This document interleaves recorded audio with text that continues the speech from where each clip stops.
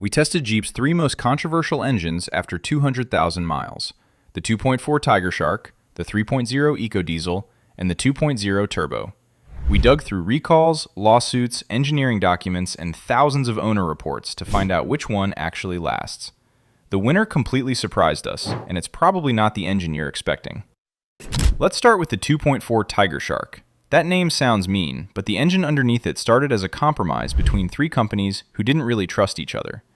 In the early 2000s, Chrysler, Hyundai, and Mitsubishi teamed up and built a shared four-cylinder called the World Gasoline Engine. Chrysler took full ownership of that design in 2009, spent 4 years rebuilding most of it, then in 2013 they bolted the Tigershark badge onto whatever came out the other side. It went into the Cherokee, the Renegade, the Compass, the Dodge Dart, and the Chrysler 200. On paper it reads like a good engine. You get an aluminum block with iron cylinder liners, a forged steel crankshaft, forged connecting rods, and a timing chain instead of a rubber belt you have to keep replacing. You also get a Fiat valve system called multi-air, and that's the part that quietly ruins everything, so stay with me for this next bit. A normal engine opens its intake valves with metal. A lobe on the camshaft pushes the valve down, the valve opens, air rushes in. Multi-air throws that whole idea away. The camshaft instead pumps engine oil through a little electric valve, and the oil pressure itself is what shoves the intake valve open. So the same oil that lubricates your engine is also the fluid that operates it. Which means the second your oil level drops too far, the valves stop obeying orders and the engine simply quits. And 2.4 drinks oil. Chrysler admitted why in their own service bulletin, in writing. When you lift off the gas, the computer shuts the fuel off to save you money, and that creates a vacuum inside the cylinders. The Tigershark uses thin, low-tension piston rings to cut friction, and under that vacuum, the rings let oil slide up past them into the cylinder, where it burns off with the fuel. Nobody notices because there's no blue smoke and no puddle on the driveway. The oil just disappears. Chrysler spelled out the consequence themselves. Once the engine falls below 2.5 quarts, multi-air can't hold enough pressure to work, and your car can stall in traffic. Their fix was a software update, sent out under customer satisfaction notices W20, W80, and W84. It changed the settings so the computer stopped pulling that hard vacuum. It never touched the piston rings. Plenty of owners reported the oil burning slowed down and never actually stopped, and a few found the update just dropped the car into limp mode instead. Owners talked to lawyers. 9 separate class actions got filed and rolled into one case, Wood versus FCA US, in the Eastern District of Michigan. It landed on April 29, 2020, and a judge granted final approval on December 1, 2022. Fiat Chrysler put $8 million into a settlement fund, stretched the powertrain warranty out to 7 years or 100,000 miles just for oil consumption, paid for the oil tests, replaced dead engines, and cut an automatic $340 check to owners who got a new one. Through every page of that agreement, the company denied the engine was defective at all. The complaint data is uglier than the settlement. Car complaints slapped the 2015 Cherokee with its "Avoid like the plague" label after 3,292 complaints piled up on that single model year. 35 of those were engine stalling, rated 9 out of 10 for severity, with an average repair bill around $1,300 at only 21,000 miles on the clock. The 2014 Cherokee logged 46 stalling complaints of its own. These weren't tired old cars with bald tires. They were nearly new. Burning oil isn't even the only way this thing dies. The multi-air unit itself clogs up with dirty oil and quits, and mechanics call the dead one a brick because that's exactly what it turns into. The cylinder head can also lose its seal against the block, and pulling that head apart takes special tools most independent shops don't own. Then there's the detail almost nobody covers. Because multi-air runs on oil pressure, Chrysler had to fit this little 4-cylinder with an oversized oil pump just to feed the valve system. So the engine that can't keep oil in its crankcase is also the engine that needs more oil pressure than a normal 4-cylinder to stay alive. Both of those facts live in the same block. And the workers in Dundee, Michigan were building them by the thousand. Can a Tigershark reach 200,000 miles? It can, but only if you treat the dipstick like a fuel gauge and check it every couple of weeks. The people who tear these engines down say aggressive oil changes and constant topping up will drag one somewhere between 150 and 200,000 miles. Skip a single check on a hot road trip and multi-air starves. That's an engine you can keep alive, but it demands a babysitter. and it costs Jeep owners around $520 a year in repairs on average. $8 million sounds like real money, right up until you look at what the next engine cost. Before we keep going, if you're serious about making your Jeep last, my Jeep Longevity Guide is linked below. It covers the maintenance schedule, common failure points, and simple habits that can save you thousands in repairs. The 3.0 EcoDiesel started life as a General Motors project. Cadillac wanted a diesel V6 for Europe, so the work got farmed out to VM Motori, a small engine builder in Cento, Italy. Then General Motors walked away from the whole thing. Fiat bought VM Motori outright, and years later one of GM's own chief engineers, Dave Leone, said Fiat picked that design up for pennies on the dollar. The diesel nobody wanted ended up under the hood of the Grand Cherokee, the Ram 1500, the Wrangler, and the Gladiator. The same engine family also powers Maserati's diesel sedans in Europe, which absolutely nobody mentions. Mechanically, it's the strongest thing on this list by a mile. The block is made of compacted graphite iron, a tougher iron than the normal cast stuff everybody else uses. The crankshaft is forged steel. Ward's named it one of the 10 best engines in America 3 years running, in 2014, 2015, and 2016. It made 240 horsepower and 420 pound-feet of torque, and the later version pushed that up to 260 and 480. Then January of 2017 happened. The EPA and California's Air Board accused Fiat Chrysler of hiding software on roughly 104,000 EcoDiesel trucks and Grand Cherokees. Secret software that quietly changed how the exhaust cleaning worked depending on what the truck thought was going on around it. Meanwhile, the company was selling these things with the word "clean" printed right on the marketing. The bill arrived in pieces. In May of 2019, a federal judge in Northern California signed off on a package worth roughly $800 million all in. $305 million of that was a Clean Air Act penalty.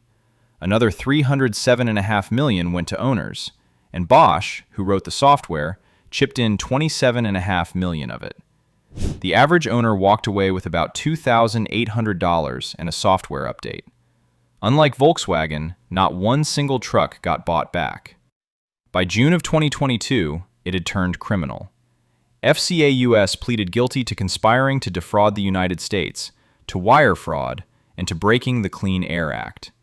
The company paid a fine of just over $96 million, handed over another $203 million on top of that, and got 3 years of probation. The cheating scandal never destroyed a single engine, though. The EGR cooler did. In October of 2019, Chrysler recalled 107,979 trucks under NHTSA campaign 19V757. The EGR cooler is a small radiator that cools hot exhaust before feeding it back into the engine, and this one heats up and cools down until it finally cracks. Coolant sprays through the crack, flashes into steam, then catches fire inside the intake manifold. Owners watched flames come out from under the hood at highway speed.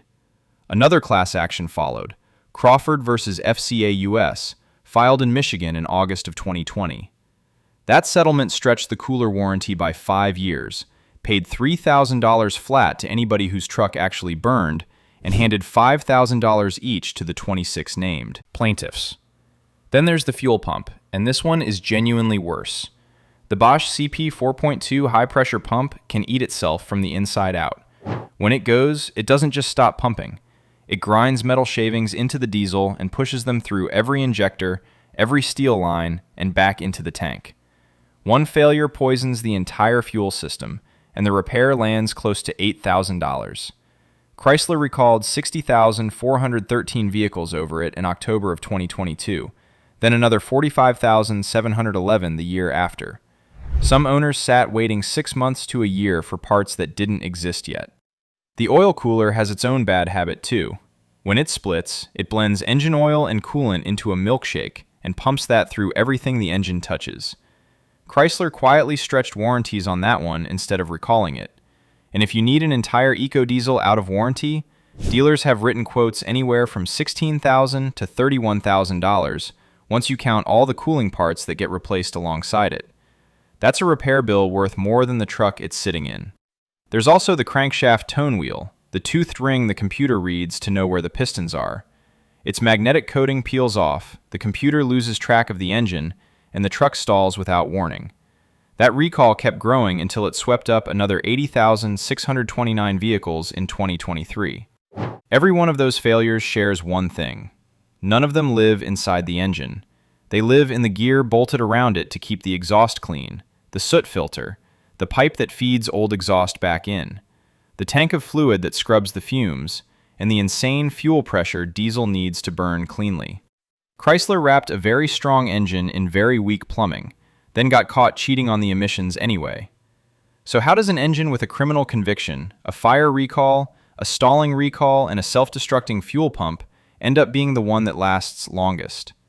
Because underneath all that mess, the bottom end is overbuilt. Owners have documented EcoDiesels past 300,000 miles, past 400,000, and at least one that crossed 500,000. Every failure I just listed is a part you unbolt and replace, whether it's a cooler, a pump, a sensor, or a seal. The block and the crankshaft keep spinning through all of it, and that's the only thing that decides whether an engine sees 200,000 miles. Chrysler killed it anyway. The last one was built in January of 2023 because passing emissions rules got more expensive than the engine was worth. Which leaves one obvious question. If a dead Italian diesel with a criminal record survives, why is the newest, cleanest, smartest engine Jeep sells the one going up in flames? That brings us to the 2.0 Turbo. Inside the company, it's called the Hurricane 4, and the name has nothing to do with the old Willys Hurricane from the original Jeeps. It's named after the British fighter plane. It's built in Termoli, Italy, and it's honestly a beautiful piece of engineering. You get 270 horsepower and 295 pound-feet of torque out of just 2 liters. There's a twin-scroll turbo running an electric wastegate, and the exhaust valves are filled with sodium so they pull heat out of themselves. Oil jets spray the bottom of every piston, and the crankshaft sits slightly off-center so the pistons don't scrape the cylinder walls as hard. The exhaust manifold isn't even a separate part on this engine. It's cast straight into the cylinder head and cooled by the engine's own coolant. That drops exhaust temperature, protects the turbo, and saves weight, which is clever. However, it also ties the turbo's life directly to your cooling system, so a slow coolant leak stops being an annoyance and becomes a countdown. Chrysler already has a bulletin out for coolant escaping from the water pump inlet tube. Then, November 6, 2025 arrived, and Stellantis filed the recall that made everybody stop laughing at the Tigershark. The campaign number is 25V766, and the cause of it is sand. A supplier poured the engine blocks and never cleaned the casting sand back out of them. That sand circulates through the oil, grinds the bearings apart from the inside, and the engine either dies in the middle of the highway or catches fire. 76,019 Wrangler 4XE hybrids are covered. Add the Grand Cherokee 4XE, and the whole campaign reaches 112,859 vehicles. As of October 20th, 2025, Stellantis had counted 36 fires, 50 reports of the engine quitting while somebody was driving it, 144 warranty claims, and 3 injuries. The only warning you get is a knocking sound from under the hood, or a check engine light on the dash. By the time either one shows up, the sand is already in the bearings, and the damage is already done. And when Stellantis filed that recall, there was no fix available anywhere. Not one dealer in the country could repair it. The company admitted the remedy was still being developed, mailed out interim warning letters instead, and left people driving a truck that might set itself on fire in their own garage. That's just the engine recall. A completely separate battery recall covers those same hybrids, roughly 320,000 of them, and that one is Stellantis' third attempt at fixing the same fire risk. Safety regulators told owners to park outside, away from buildings. For some of these trucks, that's the 4th recall they've been hit with. Back in 2021, another 14,410 Wranglers got called back because a plastic fuel line connector could crack and leak fuel onto a hot engine. Now stack the boring numbers on top. RepairPal ranks the Wrangler 25th out of 26 compact SUVs, with a 16% chance of a severe repair every year. And that's the worst figure of these 3 engines. One turbocharger runs about $1,500.